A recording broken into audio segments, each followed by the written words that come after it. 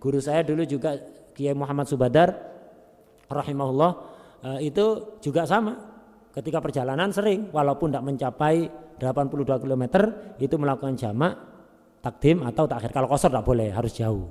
Gitu. Karena Kiai Muhammad itu dulu ya subhanallah itu kadang sehari itu undangannya 7. Gitu.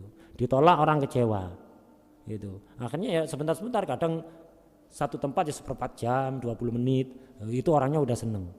Jadi undangannya itu kadang sehari sampai 7, belum rutinannya.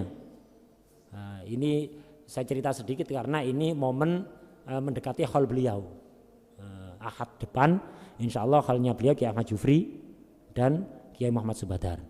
Nah, itu Kiai Hamzah Ahmad bin Ahmad Jufri juga haulnya di Pondok Besuk hari Ahad depan insya Allah. Nah, ini semoga kita mendapat berkahnya. Kiai Muhammad Subadar ini luar biasa. Itu. Yang paling menonjol dari beliau manakibnya adalah tawaduknya. Alimnya luar biasa, tawaduknya luar biasa. Undangannya sehari itu kadang 7-8. Belum rutinannya. Rutinannya selama 1 bulan itu ada 72 tempat. Coba dihitung, ini seminggunya berapa hari ini? Seminggunya kayaknya bukan 7 hari ini. Lah bayangkan 1 bulan pengajian rutinnya saja, yang rutin itu selalu ada setiap bulannya itu. Ada yang seminggu sekali, ada yang 2 minggu sekali, ada yang sepasar sekali, ada yang sebulan sekali. Intinya totalnya pengajian rutin selama 1 bulan itu rutinannya 72 tempat. Itu masih ditambah per hari undangan 5 tempat, 7 tempat. Di tempat yang pelosok-pelosok, siapapun yang undang hatta di pelosok tidak masuk Google Map ya didatangi. Itu pulang dari situ mobilnya diservis. Itu daerah pelosok-pelosok itu didatangi, tidak peduli. Itu hatta sebagian tempat itu tidak bisa dimasuki mobil, harus pakai motor. Itu didatangi, luar biasa. Dan istiqomah kayak gitu itu. Diundang istana datang, diundang pucuk gunung nggak bisa dijangkau mobil, harus naik motor datang. Itu luar biasa, menandakan keikhlasan. Itu diundang orang kaya datang, diundang orang paling fakir sedunia ya datang, dan tidak membedakan. Tidak pernah membatalkan undangan orang fakir gara-gara ada undangan orang kaya. Itu tidak pernah membeda-bedakan. Jadi bukan kalau orang kaya yang undang ada waktu, oh ada kosong banyak, mau hari apa. Kalau orang fakir tak cek dulu ya, nanti tahu ya. Tidak seperti itu, tak cek dulu. Kayaknya udah penuh sampai 7 tahun ini. Jadi nggak seperti itu, luar biasa. Dan beliau itu tidak pilih-pilih. Pengajian yang ramenya luar biasa didatangi. Pengajian sebagiannya itu rutin, yang datang 3 orang, sekelas Kiai Muhammad Subadar, masuk jajaran Rois Syuriah PBNU. Pernah menjadi penasihat presiden juga. Tapi tetap rutinannya yang hadir di pelosok dan hadirinnya cuma 3 orang, wis mati urip 3 orang itu tetap diistiqomahi. Padahal sudah kelasnya nasihati presiden, sudah sering keluar masuk istana, tapi tetap pengajian yang jumlahnya 3 orang itu dirutini. Seperti di daerah Ngempit itu yang minta dulu itu kalau nggak salah Kiai Hasani, itu Kiai Hasani Stogiri. Dan beliau ikut hadir menyimak pengajian Kiai Subadar. Itu padahal lebih sepuh. Intisalan diikuti. Yang hadir mulai pertama pembukaan sampai beliau wafat tidak pernah putus, dan yang hadirin tidak pernah lebih dari 5 orang. Istiqomah. Tidak pernah ditinggal. Sebagian daerah itu 3 orang. Ada di daerah Probolinggo itu ya sebagian kiai, padahal kelas kiai kampung, curhat pada kiai, gimana saya ini bikin pengajian tidak bisa rame. Nah, itu loh, kenapa? Apa saya teruskan apa enggak ini? Yang hadir berapa? Ditanya saya. Yang hadir cuma 7 kiai. Oh enggak apa-apa, masih mending. Pengajian saya itu ada yang 3 orang. Mati urip orang 3 itu sudah. Tapi tetap saya istiqomahi. Itu luar biasa. Padahal beliau kayak gitu itu rutinannya 72 tempat, undangan sehari itu kadang 5-7 di daerah-daerah yang pelosok-pelosok itu rata-rata. Itu yang nggak tahu. Saya sendiri kalau masuk ke situ tuh bingung. Kok masih ada ya di Indonesia daerah kayak gini? Tak kira sudah nggak ada. Itu kalau ikut yang Mas Badr itu tahu alam yang saya menyangka selama ini kayaknya sudah nggak ada di Indonesia, tapi ternyata ada. Itu dalam kondisi beliau punya penyakit diabetes selama 24 tahun.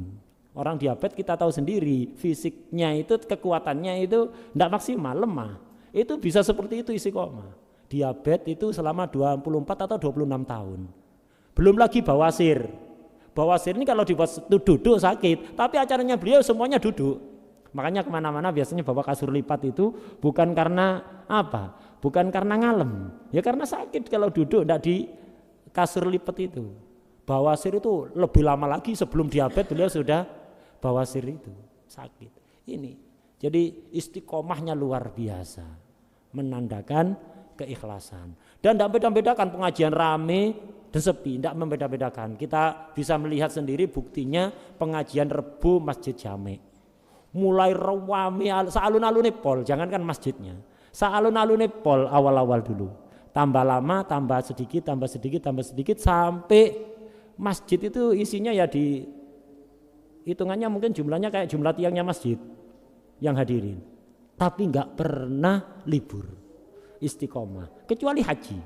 Selain itu diundang siapapun, kalau udah rebuan ditolak, hatta presiden yang undang ditolak, enggak bisa. Kenapa? Ini perintah Kiai Abdul Hamid, Mbah Hamid itu.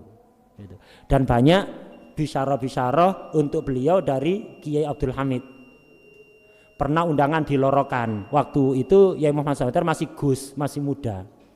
Undangan di Lorokan, Kiai Hamid sudah sepuh. Ada Kiai Hamid di situ, ada Walimatul Urus. Kiai Muhammad Sawatar itu diminta oleh Kiai Hamid untuk duduk di sebelahnya beliau. Monggo mriki, mari duduk di sini. Diminta untuk duduk di sebelahnya Kiai Hamid. Kiai Muhammad Sawatar karena tawadhu tidak mau. Mboten Yai, tidak. Nah itu.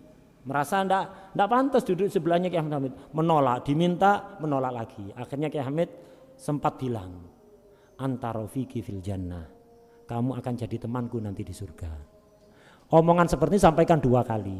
Ketika di Lorokan tadi itu, sama di Pukul, daerah Pukul dekatnya pabrik Pokari sana. Nah itu 2 kali terucap omongan seperti itu. Dan beliau itu waroknya luar biasa. Ini tidak apa-apa diselingi manaqibnya beliau. Karena momen kholnya beliau semoga dapat barokahnya. Nah, jadi beliau itu waroknya luar biasa. Acara beliau, kalau beliau bikin acara, beliau kan pengasuh pondok besuk. Tapi kalau beliau bikin acara bukan acaranya pondok, mantu atau walimatul khitan atau selamatan kayak khol itu. Kayak khol. Beliau menganggap ini acara keluarga bukan acaranya pondok. Padahal khol mertuanya dan mantan pengasuh besuk juga Kiai Ahmad Jufri. Itu. Kalau acara khol, acara manten, acara nyunat, pokok yang bukan acaranya pondok, acara keluarga. Itu semua fasilitas pondok yang dipakai harus nyewa. Pondok-pondok IDW ini, tapi harus nyewa. Itu. Beliau misalnya bikin acara walimah, rumah beliau nggak cukup, akhirnya terpaksa pakai gedung madrasah. Ya dihitung sewa seperti nyewa gedung. Dan harus dibayar sebelum acara. Kalau enggak panitia dimarahi.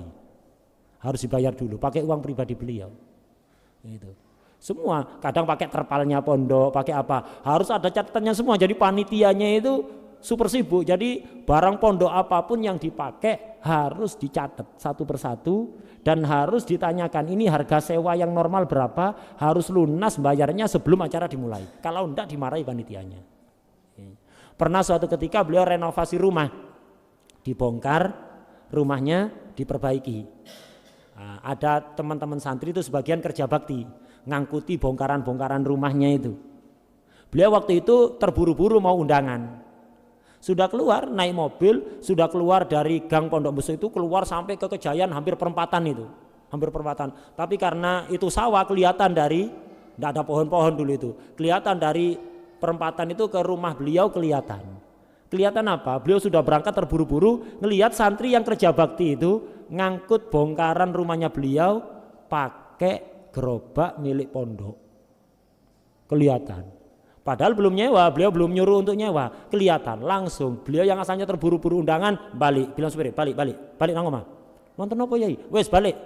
Nyampe di rumahnya santri yang pakai gerobak pondok dimarah-marahi. Kon kepingin ngelebon aku mlebu neraka. Kon kepingin ngelebon aku nang neraka. Cikare pondok digawe ndak nyewa. itu langsung marah seperti itu, waroknya luar biasa. Ini pengasuhnya ini.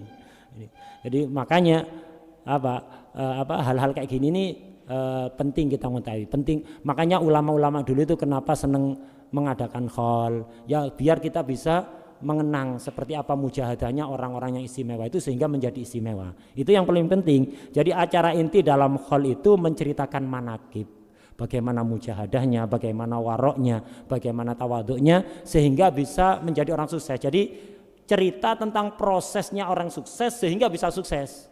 Jangan cerita kesuksesannya, kalau cerita kesuksesannya ya nggak bisa ditiru. Yang bisa ditiru itu prosesnya. Nah itu. Semoga mendapatkan barokah beliau.